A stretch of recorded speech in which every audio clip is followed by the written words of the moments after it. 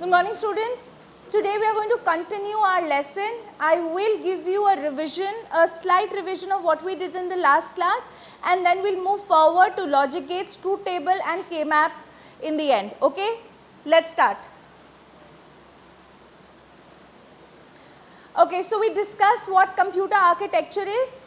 Architecture comprises of things in the computer and their functionalities. So the definition says it is the structure and behavior of the computer as seen by the user. मतलब जो structure है, जो part से computer बना है और वो parts क्या काम कर रहे हैं, उन दोनों का अमेलगमेशन, उन दोनों को मिला के हमारा कंप्यूटर आर्किटेक्चर होता है. ठीक है. यूज़र क्या देखता है, कंप्यूटर में कुछ इनपुट डिवाइसेस होते हैं, कुछ आउटपुट डिवाइसेस होते हैं और कंप्यूटर के अंदर कुछ मेमोरी होती है. There is some processor inside the computer which processes the information, है ना. यही सब चीज़ें हम देखते हैं.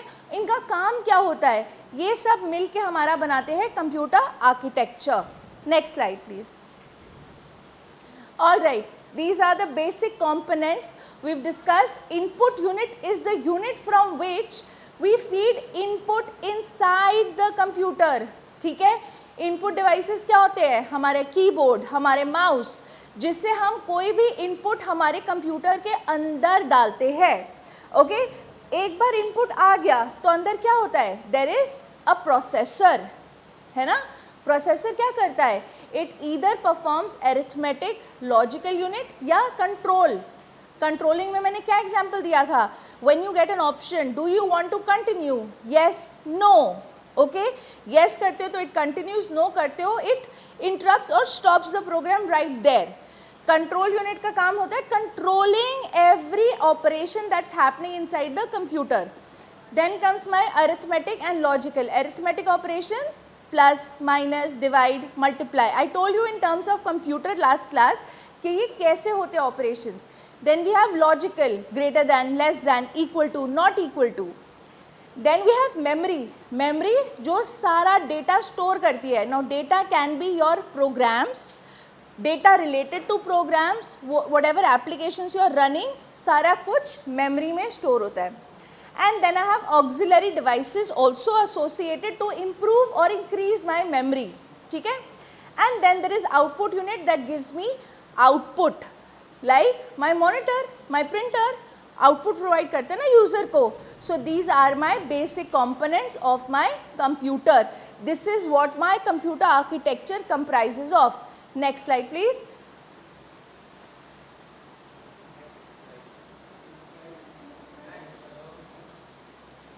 All right. Now you will think that computer में जो information store है वो कैसे store है. So all the information that is in my computer is in the binary form. Computer सिर्फ 0 और 1 की लैंग्वेज समझता है. अगर हम एक आइकन पे क्लिक करते हैं, सपोज हमने अपना माई कंप्यूटर को खोला, ठीक है, तो वी आर क्लिकिंग. कंप्यूटर कैसे समझेगा कि you are clicking to open that particular application. There is a binary information और कम्युनिकेशन दैट हैपन्स जो बताता है इस कोऑर्डिनेट, मेरी स्क्रीन है, स्क्रीन के इस कोऑर्डिनेट पे इंफॉर्मेशन आई है, so I have to go ahead and open this application. Okay. So every communication that happens, every data in my system is in binary form which is 0 and 1. ठीक है. It is the form of data that a digital computer understands. Computer नहीं समझता hello, computer नहीं समझता run my computer. All right. Computer नहीं समझता open display, open control panel, नहीं. वो सिर्फ बाइनरी इंफॉर्मेशन समझता है जो जाती है 0 और 1 के फॉर्म में. 1 is equivalent to true, 0 is equivalent to false.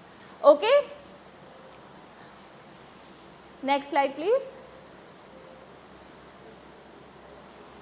Now you will ask me that हमारे कंप्यूटर की लैंग्वेज हमने पता कर ली, it is in the form of binary. अब ये लैंग्वेज को मैं सर्किट में कैसे डालती हूँ या डालता हूँ. ओके. तो सर्किटरी, अगर हम सर्किटरी की बात करें तो उसमें आ जाते हैं हमारे लॉजिक गेट्स. ठीक है. लॉजिक गेट क्या होते हैं? ये ऐसे कंप्यूटर सर्किट का पार्ट होते हैं जिसमें इनपुट होती है और ये लोग कुछ ऑपरेशन परफॉर्म करते हैं जिससे हमारा आउटपुट निकल के आता है, ठीक है। हमारे कुछ बेसिक गेट्स होते हैं जिनसे हम मोर कॉम्प्लिकेटेड लॉजिकल सर्किट बनाते हैं ताकि हमारी कुछ ऑपरेशंस, कॉम्प्लिकेटेड ऑपरेशंस परफॉर्म हो सके। So coming to the slide, binary logic involves binary variables. हमारा जो बाइनरी लॉजिक होता है उसमें बाइनरी वेरिएबल्स होते हैं, कुछ वेरिएबल्स होते हैं ना, and operations that can hold their functionalities. कुछ ऑपरेशन जैसे हमने पिछली क्लास में देखा था, हमारे पास ऐड होता है, एंड होता है, और होता है ना, these are basic operations. It is utilized in algebraic और टैब्यूलर फॉर्म। टैब्यूलर फॉर्म क्या होता है? जब हम अपनी बाइनरी इंफॉर्मेशन को एक टेबल के फॉर्म में डालते हैं तो that is my truth table. वो टेबल मुझे बताता है कि किस इनपुट कॉम्बिनेशन से क्या आउटपुट आएगा। Is that clear? For the manipulation and processing of binary information, जो मेरी बाइनरी इंफॉर्मेशन आई है इनपुट पे, उसको प्रोसेस करके क्या आउटपुट मेरा प्रोड्यूस होगा इस पर्टिकुलर लॉजिक गेट से, वो बताता है मेरा लॉजिक गेट का ट्रूथ टेबल। एक मेरा ट्रूथ टेबल होता है जिसमें मैं टैबुलर फॉर्म में बाइनरी इंफॉर्मेशन कैसे प्रोसेस होती है, इनपुट से आउटपुट कैसे बनता है, क्या बनता है, वो डिफाइन करता हूँ। फिर मेरा लॉजिक गेट होता है जिसमें मैं सर्किट डिफाइन करती हूँ इनपुट और आउटपुट के फॉर्म में, ठीक है। नेक्स्ट स्लाइड पे आते हैं ताकि पिक्टोरिकली तुम्हें ज़्यादा समझ आए। नाउ अगर मैं ऑपरेशन की बात करूँ तो मेरा ये है एंड ऑपरेशन। इसमें कितने वेरिएबल्स हैं? बाइनरी वेरिएबल्स कितने हैं? 2, A और B। समझ आ गया? सबसे बेसिक क्या होता है मेरा बाइनरी वेरिएबल। A और B क्या इंफॉर्मेशन होल्ड करते हैं? 0 या 1। अब समझ आ रहा है? इस डायग्राम से आपको सारी चीज़ें और अच्छे से क्लियर होगी। मेरे पास वेरिएबल्स, बाइनरी वेरिएबल्स 2 है, A और B। उनके बीच में एक ऑपरेशन हो रहा है which is and operation. And operation को मैं कैसे डिनोट करती हूँ? With the help of a dot, ठीक है। ये है मेरा बाइनरी ऑपरेशन। ये दोनों क्या वैल्यूज़ लेते हैं? बाइनरी वैल्यूज़ 1 और 0। क्लियर? अब आया मेरा गेट, लॉजिक गेट। अब मैं इस ऑपरेशन को सर्किट की तरह कैसे डिपिक्ट करती हूँ, वो है ये मेरा एंड गेट, ठीक है।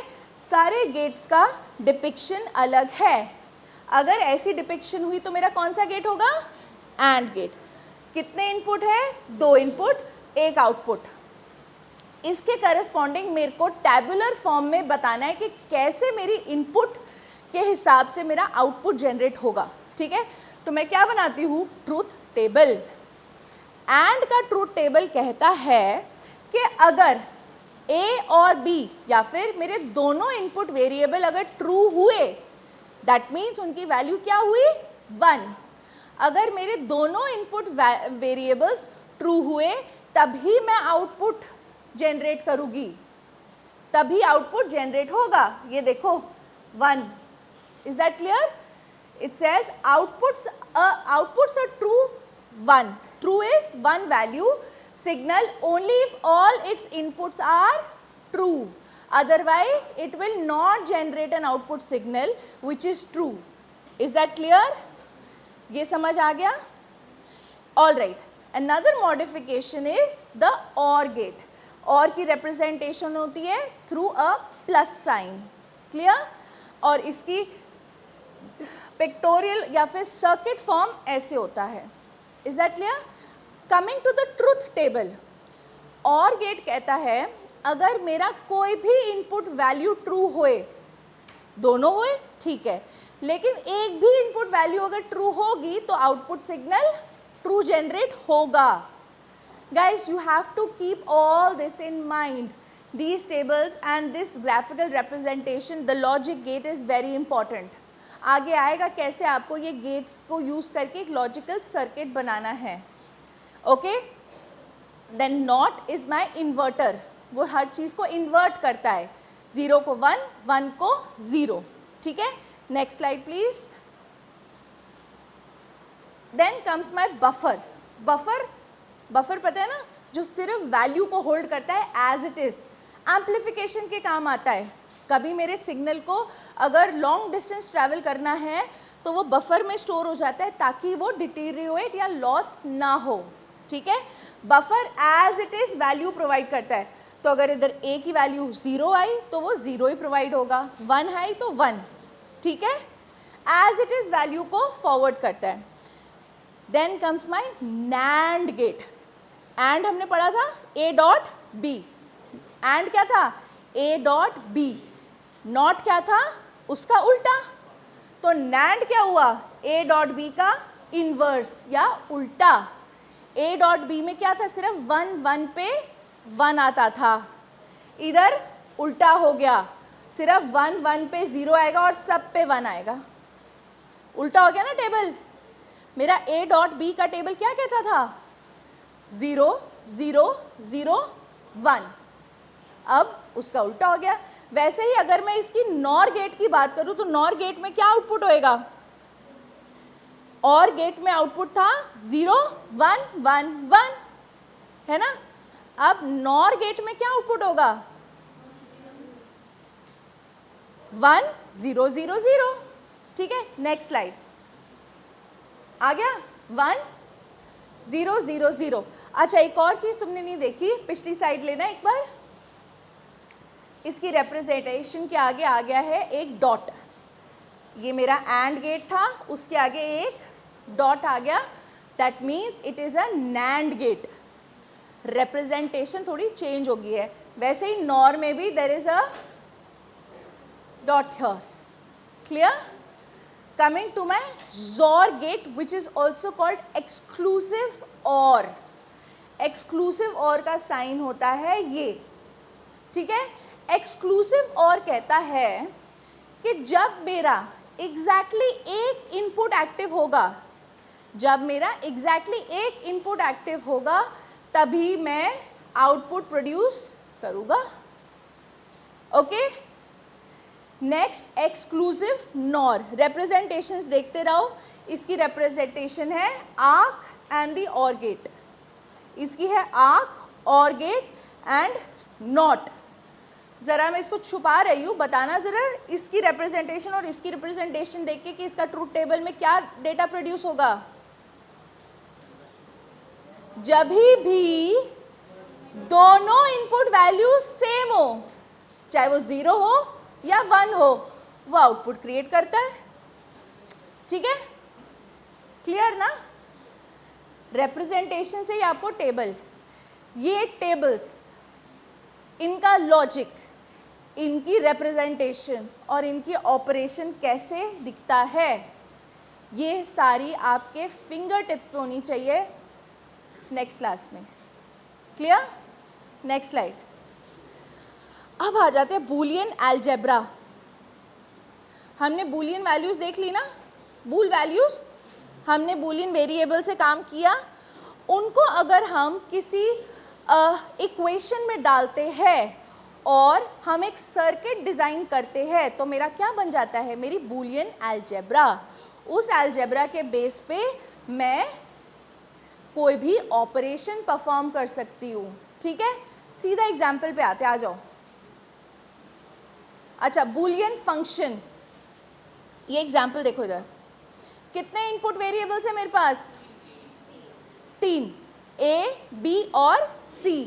तो मेरा फंक्शन है f जिसमें मेरी 3 वैल्यूज है इनपुट की, A, B और C.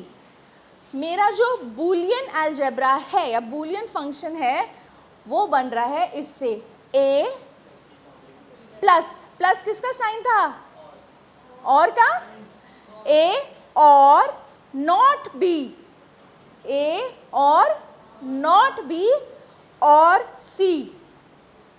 क्लियर. अब अगर हम इसको बोले तो ये 3 इनपुट वैल्यू को इवैल्यूएट करेगा और आउटपुट कैसे निकलेगा, A और नॉट B और C. We are clear with this functionality. Next slide. अब इसका हमें ट्रूथ टेबल बनाना है। 3 वेरिएबल्स है, 2 वेरिएबल्स के केस में हम एक की वैल्यू लेते थे 0 0 1 1 0 1 0 1। 3 के केस में हम इसका ट्रूथ टेबल कैसे बनाएंगे, नेक्स्ट स्लाइड लेना। देखो ए की वैल्यू 0 0 0 0 1 1 1 1। कितने कॉम्बिनेशंस होने चाहिए मेरे पास? 2 raise to the power number of input. 2 raise to the power 3 कितना हुआ? 8। तो मेरे पास 8 कॉम्बिनेशंस होने चाहिए। जब मेरे पास 2 इनपुट वैल्यूज थी तो मेरी वैल्यूज थी 2 रेज टू द पावर 2। कितनी वैल्यूज थी? 4। ठीक है, अब मेरे पास याद रखना, यही अगर मेरी 4 इनपुट हुई तो मेरी कितनी वैल्यूज आएगी? ठीक है, is that clear to all of you? And the first value starts from 0 0 0 depending on the number of values. अगर 2 होगा तो 0 0 0 0 0 1 1। अब 3 है 0 0 0 0 1 1 1 1। ठीक है, इसका लॉजिक होता है। अभी फिलहाल के लिए तुम ये देखो 4 4 2 2 1 1। ठीक है, अब मेरे पास आ गया कॉम्बिनेशन। कॉम्बिनेशन आ गया। अब करो A और नॉट B। B है 0, नॉट B क्या हुआ? 1। 0 और 1 क्या बनेगा? 1। 1 और 0 1। आ गया मेरा आउटपुट 1। समझ आ गया कि ट्रूथ टेबल कैसे बना? समझ आ गया, हाँ या ना? ऑल राइट, नाउ एक और कोई करके देखते, इधर आ जाओ। कौन सा करे? ये वाला करते हैं। 1 और 1, नॉट 1 था ना, 1 और 1 क्या होता है? 1 1 और 0 1। समझ आ गया कैसे इस ट्रूथ टेबल को मैंने जनरेट किया? क्या ये ट्रूथ टेबल इस फंक्शन को डिफाइन कर रहा है? बिल्कुल। मेरे पास 3 इनपुट वेरिएबल्स है A, B और C, और मेरा आउटपुट वेरिएबल जनरेट हुआ है इस लॉजिक से, हाँ या ना? ठीक है, नेक्स्ट स्लाइड पे आते हैं। I will give you, okay, next slide please. Okay, अब आ जाते हैं लॉजिक सर्किट पे।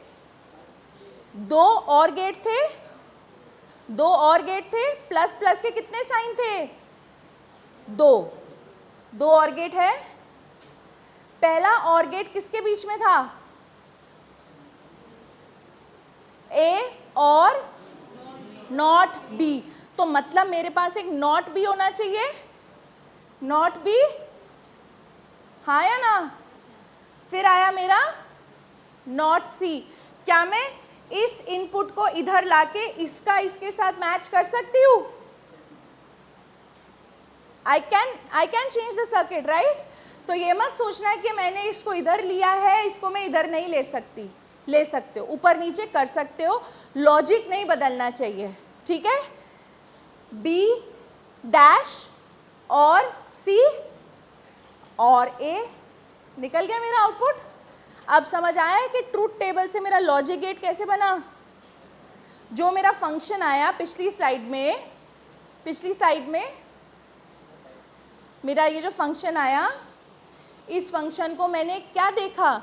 इसमें कितने ऑपरेशंस परफॉर्म हो रहे हैं, और नॉट। फिर मैंने उनको कंबाइन किया, क्योंकि एक गेट पे कितने इनपुट हो सकते हैं? ज़्यादा से ज़्यादा 2। तो मैंने 2 के कॉन्टेक्स्ट में उनको जॉइन करके एक आउटपुट प्रोड्यूस किया। Next slide. ठीक है, पता चल गया?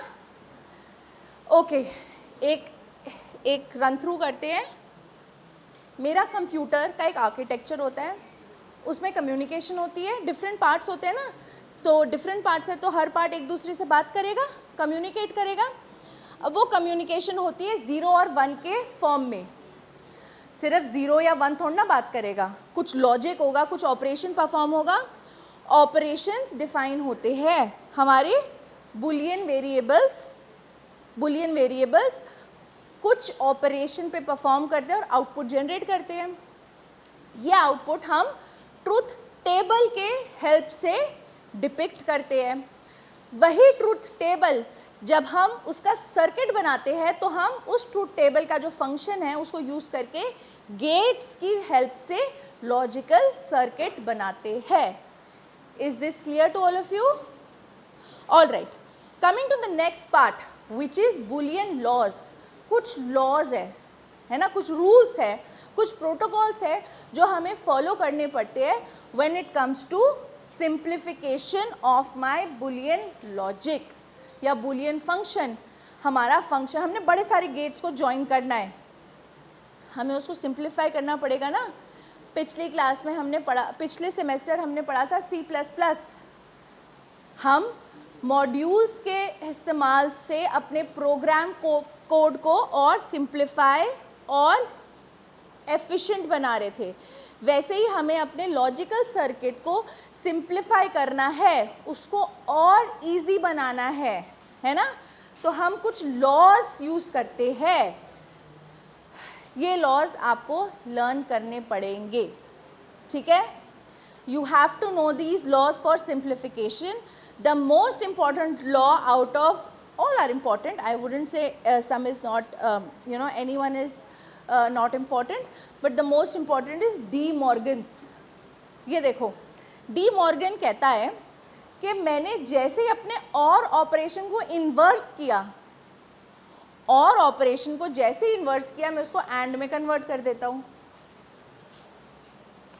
इसका output x plus y invert, इसका आउटपुट तुम ट्रूथ टेबल से निकालना और देखना it is equal to x invert and y invert, ठीक है। ये आप लोगों का होमवर्क है कि आप ट्रूथ टेबल से कैसे प्रूव करोगे। You can get this question, prove D Morgan's law, and for that आपको क्या करना है, x और y कितने वेरिएबल्स हैं, 2। तो मेरी ट्रूथ टेबल में कितनी एंट्रीज होगी, 4, 0 0 0 1 1 0 1 1, और हमारे आउटपुट निकल जाएगा उस टेबल के हिसाब से, क्योंकि मेरा ऑपरेशन क्या परफॉर्म हो रहा है, और अब उसका जो आउटपुट निकलेगा मुझे उसको क्या करना है, इन्वर्ट, है ना, इन्वर्ट करना है ना।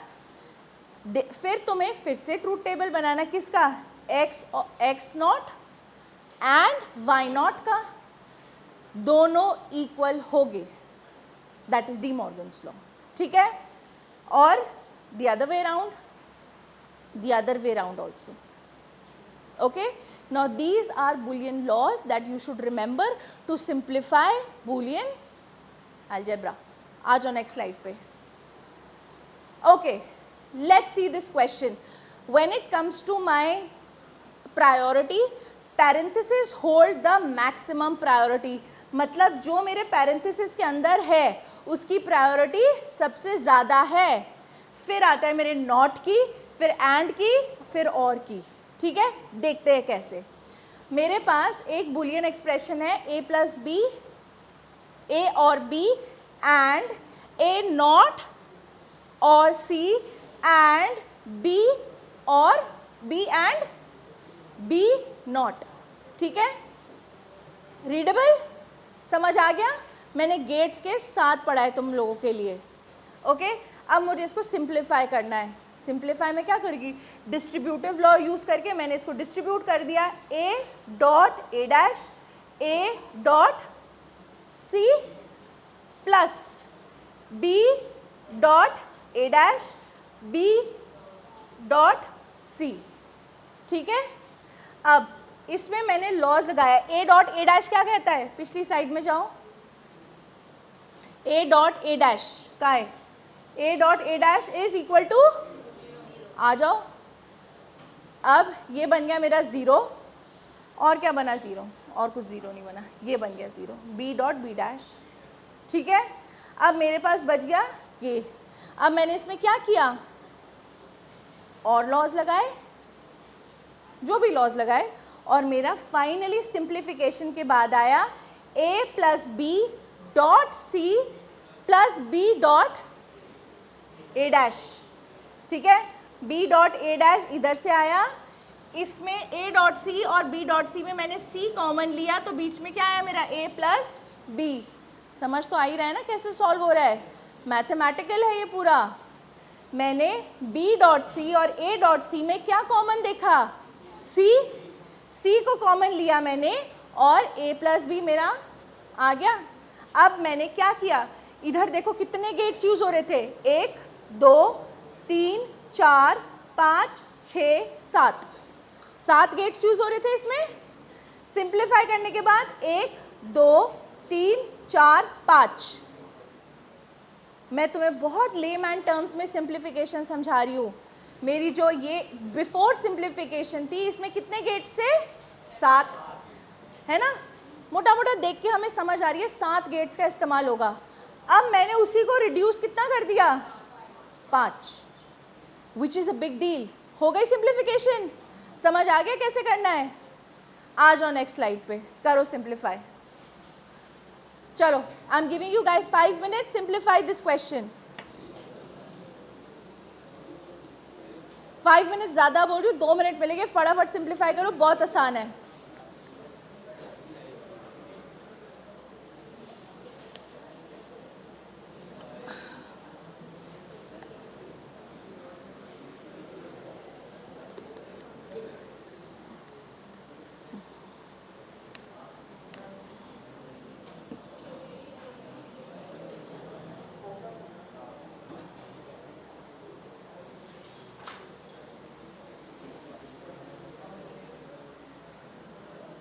Come on, we can see common factors.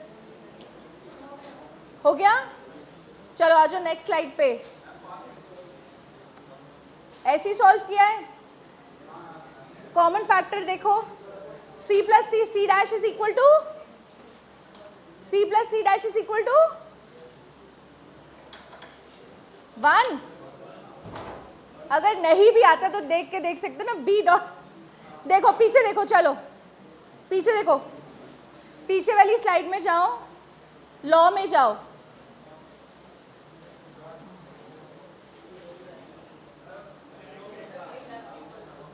Okay okay, आ जाओ आ जाओ next we've got B, is that okay? Simplification, of course you can take a picture, okay, this is how we simplified. Look at the amount of variables we had there, amount of gates, and now we are left with just B, okay. Now next slide please. Okay, now we are coming to the end, have some patience, but this is a little complicated, I wouldn't say a little more complicated than what we've studied till now, and very very important, okay. अब जब हम बात करते हैं हमारे expression की, उसको हमें रिप्रेजेंट भी करना होगा ना। हमारे पास एक बूलियन एक्सप्रेशन है, we need to represent it in a form. There are 2 ways in which we represent our boolean expression. कितने तरीके हैं, 2 तरीके, sum of product, sum of product मतलब products को हमने sum कर दिया, या product of sum, ठीक है, ध्यान से देखो, sum of product या product of sum। अभी हम बात करते हैं min term, sum of product के साथ आता है min term, product of sum के साथ आता है max term, ठीक है। सम ऑफ प्रोडक्ट कहता है it is a form of boolean expression in which one that adds up the products of 2 or more input variables, मतलब A product B sum B product C, ठीक है, sum of products, समझ आ गई बात। Now जब मैं representation देखूँ truth table में, जिसका आउटपुट 1 आ रहा है, जिसका आउटपुट 1 आ रहा है, हम उसी को लेंगे एज सम ऑफ प्रोडक्ट, ठीक है, जिसका आउटपुट आ रहा है 1, उसी को हम लेंगे min term. Min term is associated with sum of product जिसकी वैल्यू क्या होती है 1. Each minterm is represented as A, B, C, D, where A, B, C, D are the variables, and the minterm represents a certain combination which produces a value called 1. Okay, next slide. देखो, मेरे पास एक sum of product है और मेरा output variable क्या है y. ठीक है, I know it is very complicated, अभी आसान करते हैं, 2 मिनट में आसान हो जाएगा. इनपुट क्या है मेरा,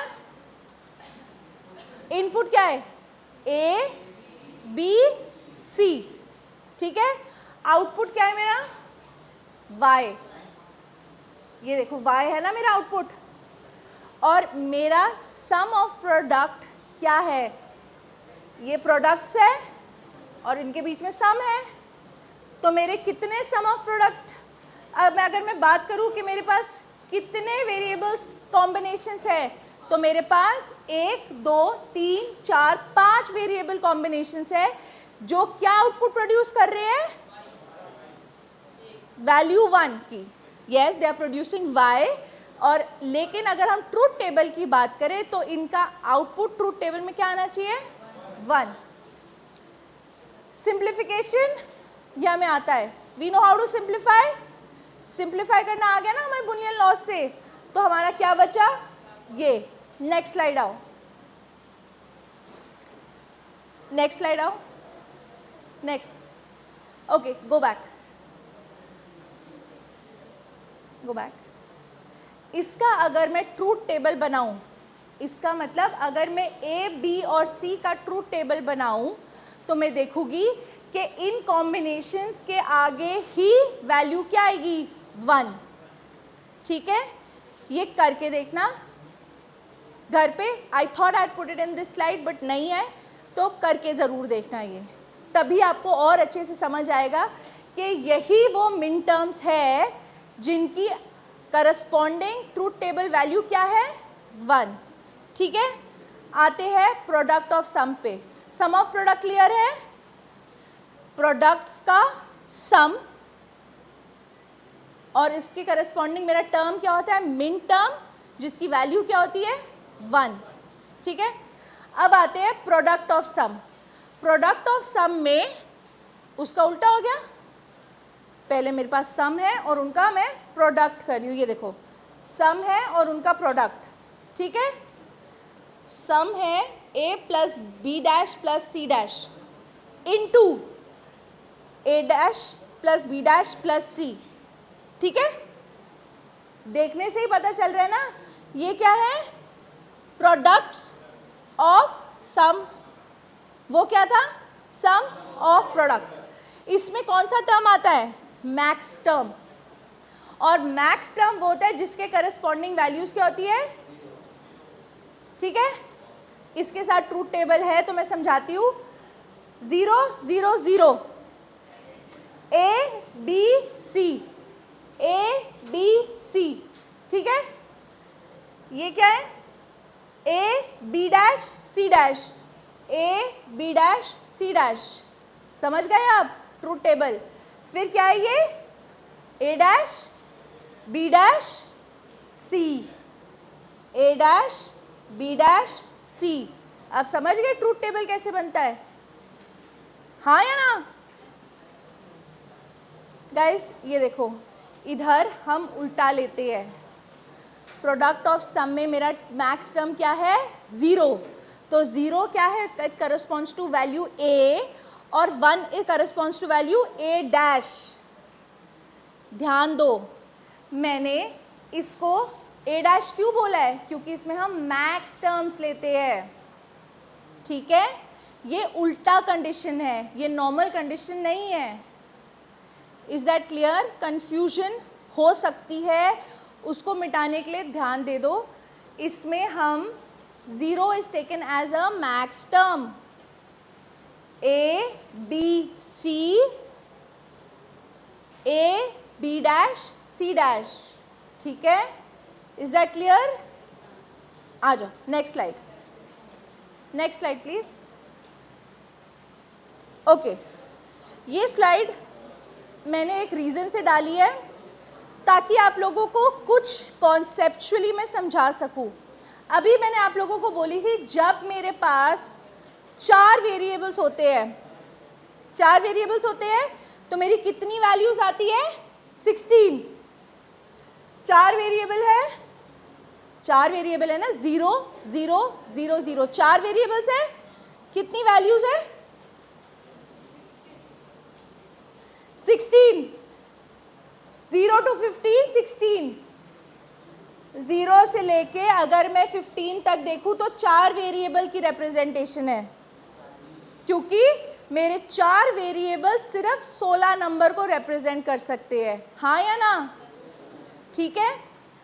अब तुम पूछोगे कि ये कैसे हमने बनाए, तो हर वेरिएबल पोजीशन में अगर हम डेसिमल वैल्यू देखें तो it is decimal raise to the power the position. Next slide आना.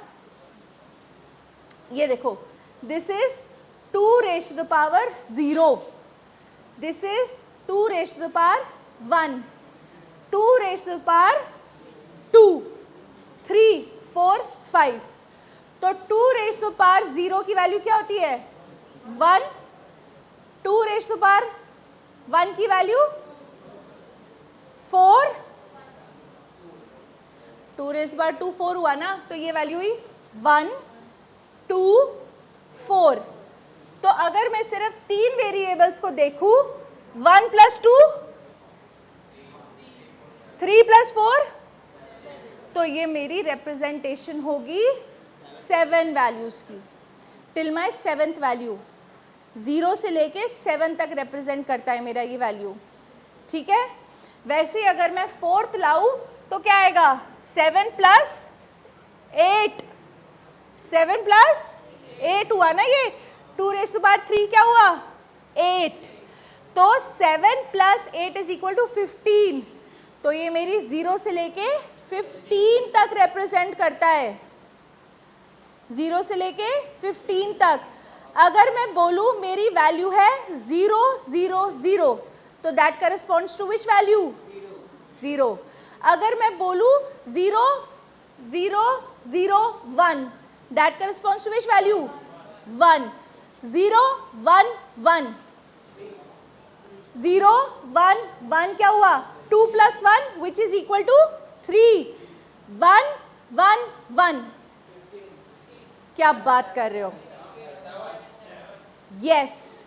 2 रेज़ टू पावर 0 1 2 4, वैल्यू क्या हुई? 7. 1 1 1 0, 14, क्योंकि 1 1 1 1 क्या था? 15.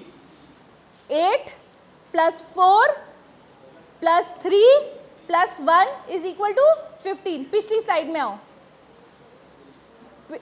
समझ गए ये क्यों आया?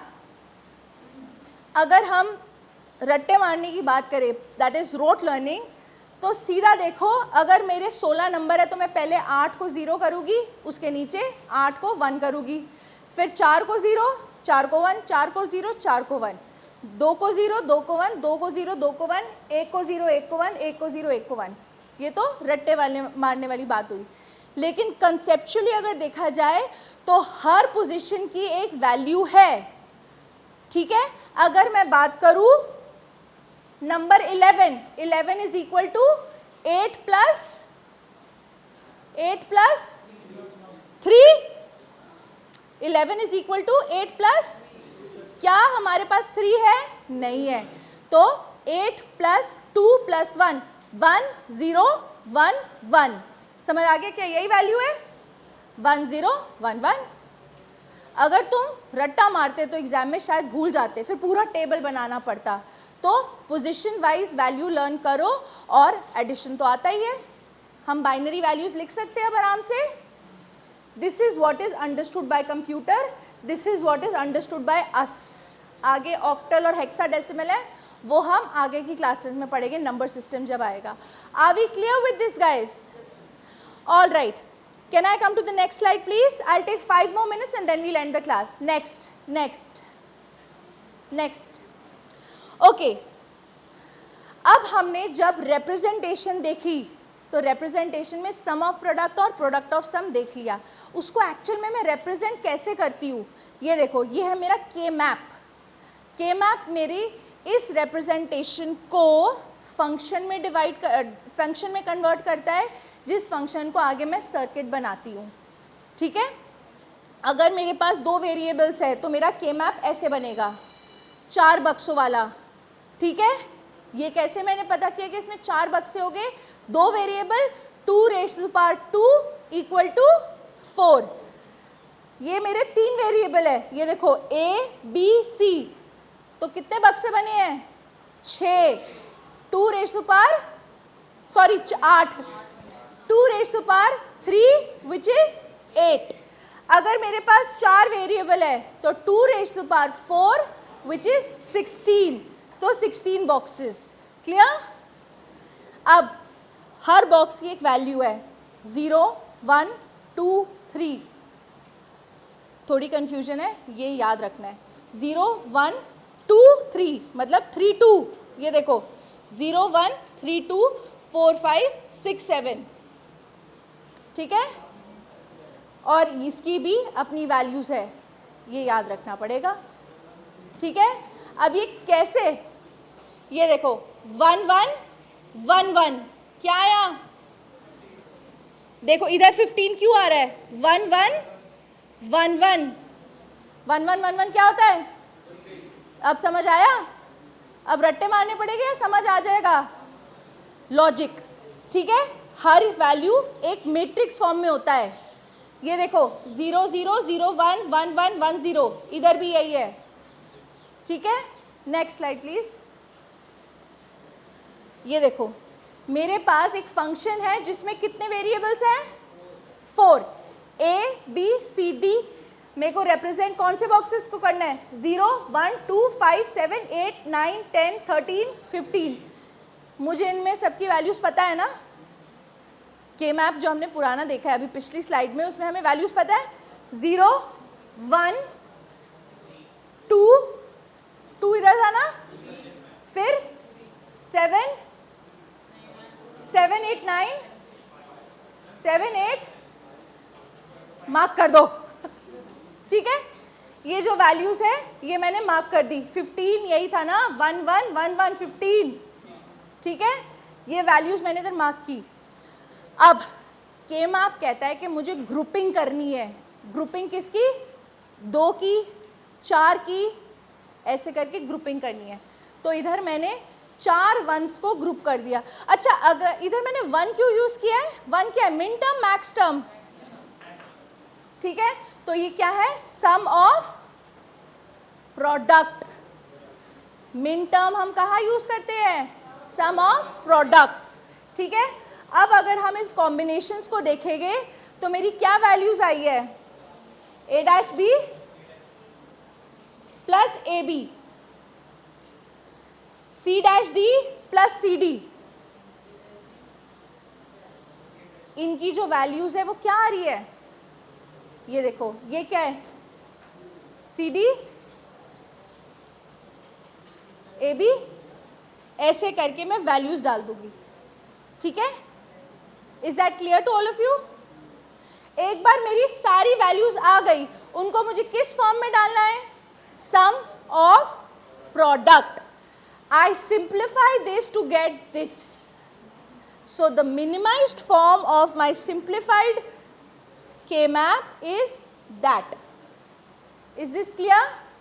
We know how to create this now.